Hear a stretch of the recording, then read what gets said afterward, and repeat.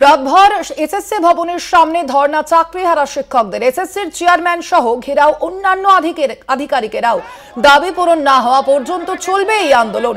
অনাহারে কষ্ট পাক এসএসসির চেয়ারম্যান, তা চান না আন্দোলনকারীরা। চেয়ারম্যান সহ ঘেরাও থাকা কর্মীদের খাবার না আটকানোর সিদ্ধান্ত ইতিমধ্যেই নেওয়া হয়েছে যোগ্য শিক্ষকদের পক্ষ থেকে। আপনাদের জানিয়ে রাখে, এখনো পর্যন্ত তারা তাদের আন্দোলন চালিয়ে যাচ্ছেন এবং যে ছবি আপনাদের সামনে ইতিমধ্যেই আমরা তুলে ধরছি, এসএসসি ভবনের সামনে কিন্তু তারা বিক্ষোভরত রয়েছেন। তাদের যে দাবি, সেই দাবি কিন্তু এখনো পর্যন্ত সেই দাবি তারা তুলছেন এবং এখন বর্তমানে তারা যেমনটা জানাচ্ছেন যে অযোগ্যরা যারা রয়েছে, অযোগ্যদের তালিকা প্রকাশ করতে হবে, সেই দাবি জানাচ্ছেন চাকরিহারারা।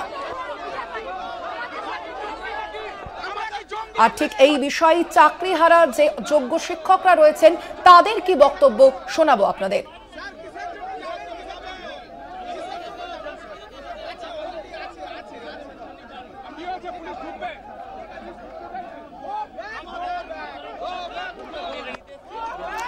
আপনাদের জানিয়ে রাখি, প্রাথমিকভাবে আমরা দেখেছিলাম যেভাবে যোগ্য এবং অযোগ্য যারা চাকরি হারারা যারা রয়েছে তাদের যে তালিকা প্রকাশ করার দাবি জানাচ্ছিলেন চাকরিহারা যোগ্য শিক্ষকরা। বর্তমানে তাদের সেই দাবি থেকে তারা কিছুটা শিথিল হয়েছেন, কিছুটা তাদের অবস্থান পরিবর্তন করেছেন তারা, এবং বর্তমানে তাদের যে দাবি তারা জানাচ্ছেন, অযোগ্যরা যারা রয়েছে তাদের তালিকা প্রকাশের দাবি কিন্তু তারা জানাচ্ছেন ইতিমধ্যেই, এবং একই সঙ্গে তারা বিক্ষোভও দেখাচ্ছেন তাদের যে দাবিতে, সেই দাবি কিন্তু একই সঙ্গে তারা তুলছেন। আজও রাতভর অবস্থান চলার পর এখনো পর্যন্ত তাদের যে আন্দোলন, তাদের যে অবস্থান, সেই অবস্থান এখনো পর্যন্ত জারি রয়েছে এসএসসি ভবনের সামনে।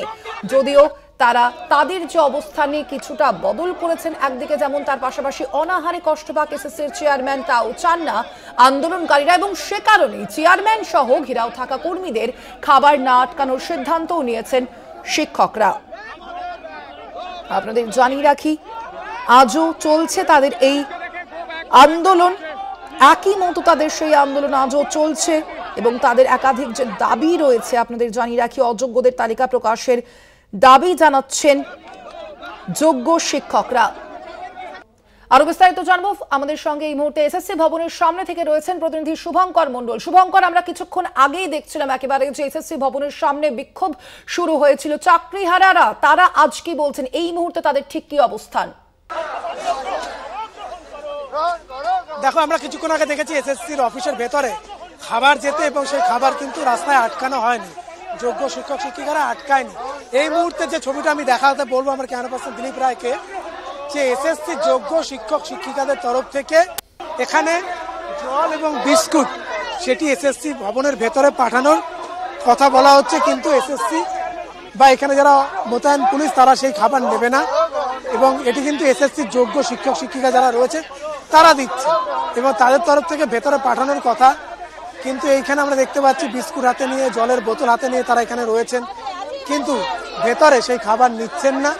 তারা বলছেন যে যেহেতু তারা আন্দোলন করছেন, তাদের দাবি তারা জানাচ্ছেন, তাই সেই দাবির কারণে এই খাবার তাদের কাছ থেকে নেওয়া হচ্ছে না। রয়েছেন খাবার নিয়ে দাঁড়িয়ে রয়েছেন, তারাও জানেন যে গতকাল থেকে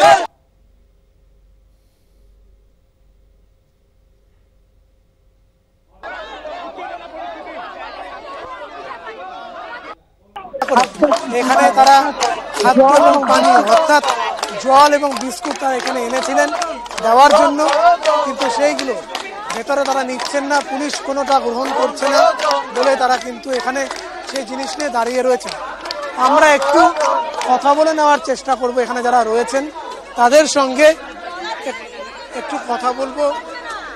যে এখানে আমরা দেখলাম যে খাবার আপনারা দিচ্ছেন, দীর্ঘ প্রায় 12-14 ঘন্টা তারা খায়নি, তারা খাবার আটকানো ছিল, এখন আপনারা বলেছেন ভেতরে খাবার যাবে, সেই ব্যাগও গেছে, আপনারা নিজেরা জল এবং বিস্কুট নিয়ে এসছেন, কিন্তু খাবার ভেতরে কেন দিচ্ছেন না? কি বলছেন? নির্দেশ আছে ওদের কাছে, কথাও বলার কোনো নির্দেশ নেই। মানে ওনাদের নির্দেশ থাকলে ওনারা সব করতে পারেন, আমাদের মারতে পারেন, নির্দেশ না থাকলে ওরা নড়াচড়াও করতে পারে না, কথাও বলতে পারে না, নেবো কি নেবো না সেটাও বলতে পারে না, স্ট্যাচুর মতন দাঁড়িয়ে থাকতে পারেন, এই জন্য সেটাও বলতে পারছে না, সেটাও ফোন করতে হচ্ছে। মানে নেবো কি সেটাও সিদ্ধান্ত এলে তবে ওনারা করতে পারবেন, না হলে ওরা নিজেরাও অনেকটা মানবিক হয়ে দেখলাম আপনারা এগিয়ে এসে গতকাল থেকে যেভাবে খাবার আটকানো ছিল আপনারা আটকে দিয়েছিলেন, ফেলে দিয়েছিলেন, আপনারা আজকে নিজেরাই বললেন যে ভেতরে খাবার নিয়ে যাওয়া যাবে, এমনকি নিজেরাই জল বিস্কুট থেকে শুরু করে খাদ্য পানীয় ভেতরে নিয়ে যাওয়ার জন্য। আমরা জানি যে আমরা রাস্তায় আছি, রাস্তায় থাকার কষ্টটা কি কিন্তু সারা রাত টয়লেটের কোনো ব্যবস্থা করা হয়নি। ম্যাডামরা যারা ছিলেন বায়ো টয়লেটের কোনো ব্যবস্থা হয়নি। আমাদের পক্ষ থেকে বারবার অনুরোধ করা হয়েছে কিন্তু করা হয়নি, আমাদের সাথে সহযোগিতা করা হয়নি।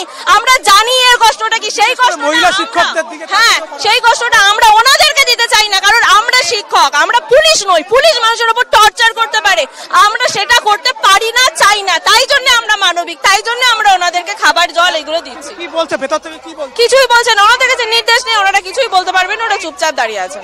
এখানে খাবার নিয়ে আপনারা দাঁড়িয়ে রয়েছেন দীর্ঘক্ষণ ধরে, ভেতরে পাঠানোর জন্য, কিন্তু ভেতর থেকে কোনো বার্তা এসেছে যে তারা খাবার দেবে? চুপ করে দাঁড়িয়ে রয়েছে, তো নেব কি নেব না এইটুকু বলার রাইটটুকু বোধহয় এদের নেই যে আমরা দিচ্ছি। আমরা তো মানবিক, আমরা অমানবিক নয়। আমরা টিচার, ক্লাস 1 থেকে শিশু শ্রেণী থেকে বাচ্চাগুলোকে কারা পড়ায়, টিচাররা পড়ায়। তাদেরকে জল, তারা যদি টাইমে বলে যে 1 পিরিয়ডে পর ম্যাডাম টয়লেটে যাব, যা। জল খাবো ম্যাডাম, খা। ক্লাসরুমে বসেও যদি মনে করে যে তারা ম্যাডাম খিদে পেয়েছে, খা। এইরকম মানবিক ভাবেই আমরা কিন্তু টিচার হয়েছি। তো এই মানবিকতা যদি আমরা স্কুলে দেখাতে পারি, আমরা এখানেও তো দেখাতে পারি, এবং দেখাচ্ছিও আমরা মানবিকতা। ওনারা নিচ্ছেন না, এটা আমরা কি করব? শুনতে পেলে যে